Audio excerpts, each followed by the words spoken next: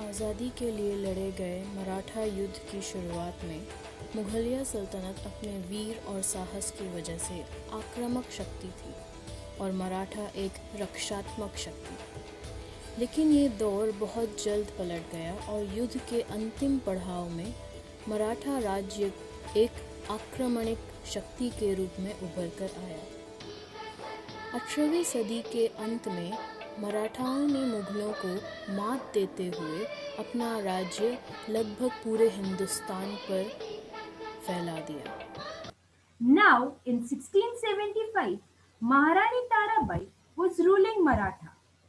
Maharani Tarabai was a wife of Shivaji Maharaj's youngest son, Rajaram Maharaj. She had proclaimed her son as Shivaji too. On the other side, Mughals had captivated Prince Shahu. Captivated means कैदेत ठेवणे. शाहू महाराज आणि त्याची आई मुघलांनी आपल्या कैदेत ठेवले होते.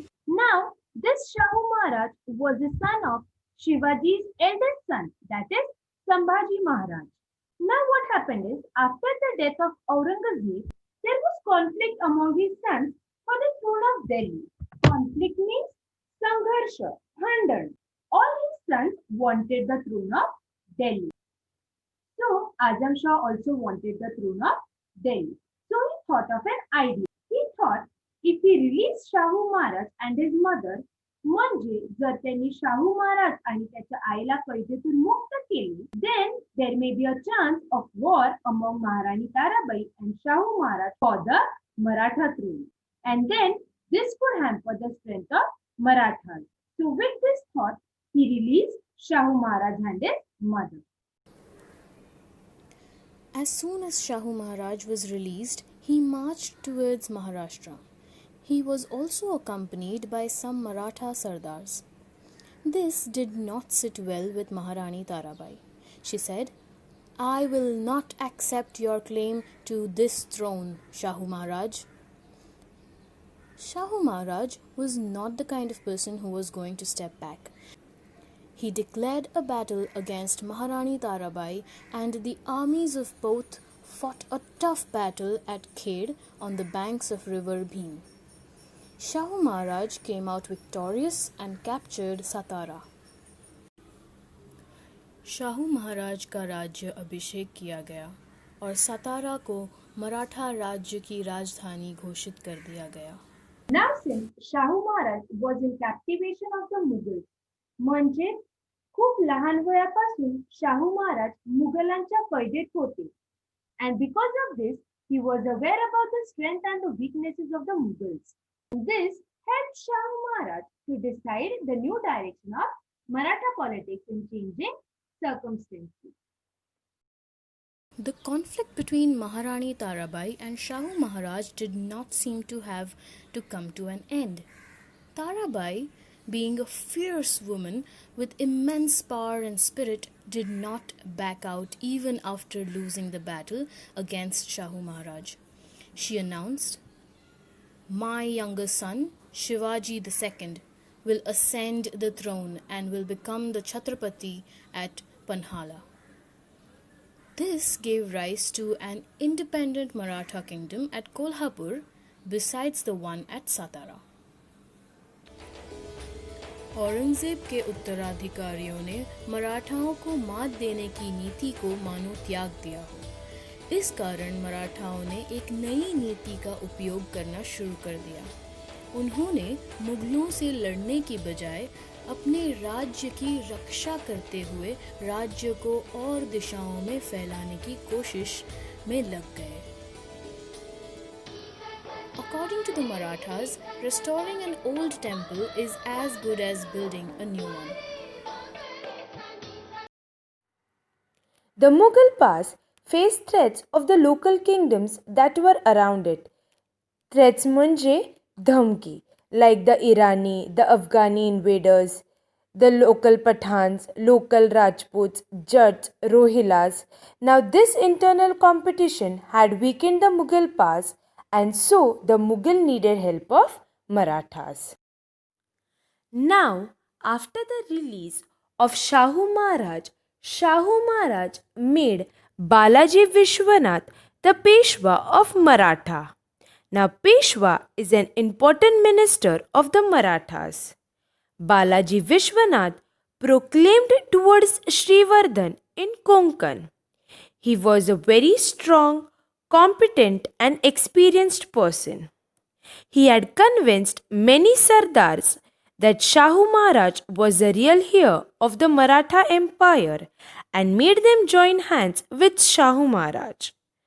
But on the other side, Kanoji Angre was the chief of Maratha Navy.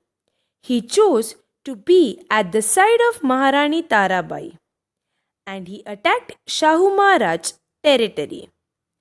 Now this war created difficult situation.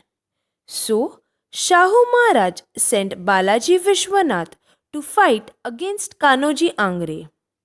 But since Balaji was experienced, he avoided the war and won Kanoji over Shahu Maharaj's side. Shahu Maharaj was backed by Balaji Vishwanath in every aspect. Do you think Balaji stopped his expansion along the borders of Maharashtra? No. He was a warrior and a very intellectual person. His attention now was towards the politics in the north. He was able to achieve the right to collect Chauthai and Sardeshmukhi of the revenue from the Mughal territory in the Deccan. But children, every great personality comes to an end, either by defeat or with death. Balaji Vishwanath was undefeatable. Soon after the death of Balaji Vishwanath, Shahu Maharaj said, Balaji का बेटा बाजीराव बनेगा हमारा अगला Peshwa. And Bajirao proved to be very influential, who helped in expanding the Maratha Empire during the term of 20 years. After several failed trials by the Nizam of Hyderabad in establishing his separate existence and power, the Nizam had the courage to oppose Bajirao and take away his rights of Chauthai and Sardeshmukhi. But Bajirao was not the one to be defeated, right? Bajirao defeated the Nizam at Palkhed near Aurangabad, and the Nizam was left with no choice but to accept the Maratha rights. So students, we understand that the Mughal power had become weak and Bajirao knew that there was more scope to expand the empire towards the northern side. Malwa of those times today is known as Madhya Pradesh. Now it was a part of the Mughal Empire. So Bajirao sent Malharrao Holkar, Ranoji Shinde and Uddaji Pawar under the leadership of his brother Chimaji Appa to Malwa म्हणजेच आताच्या काळात ज्याला आपण मध्य प्रदेश म्हणून ओळखतात. There they were sent so that they could extend the boundaries of Maratha empire. Bundelkhand of those times means some part of today's Madhya Pradesh and Uttar Pradesh, the areas around Jhansi, Panna and Sagar. Now King Chhatrasal was from the Bundel Rajput clan and he had established his own kingdom in Bundelkhand. राजा छत्रसालने आपले स्वतःचे राज्य बुंदेलखंडमध्ये स्थापन केले होते. But the Mughal subedar म्हणजे military officer, Muhammad Khan Bangush of Allahabad is in Uttar Pradesh. He attacked Bundelkhand and defeated King Chhatrasal. So King Chhatrasal appealed to Bajirao for help. Now King Chhatrasal wrote a letter for seeking help.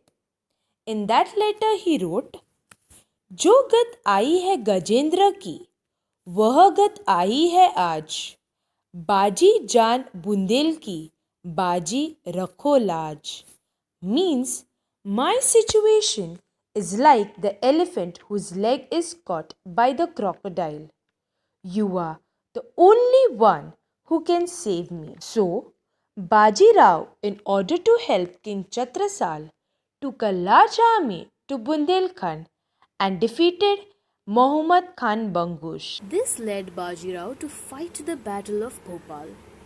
In spite of the huge army of the Nizam that marched against Bajirao to protect Delhi, Bajirao, with his tactics and strategies, was successful in defeating the Nizam in Bhopal.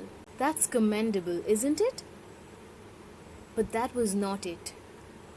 The territories of Vasai and Thane on the Konkan coast were in the possession of the Portuguese. The Portuguese rulers were bad people. They oppressed their people under them.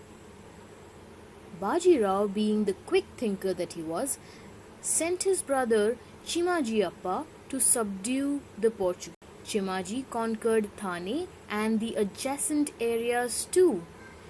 In 1739 CE, Chimaji laid siege to the Vasai fort. The Portuguese gave a tough fight to the Marathas.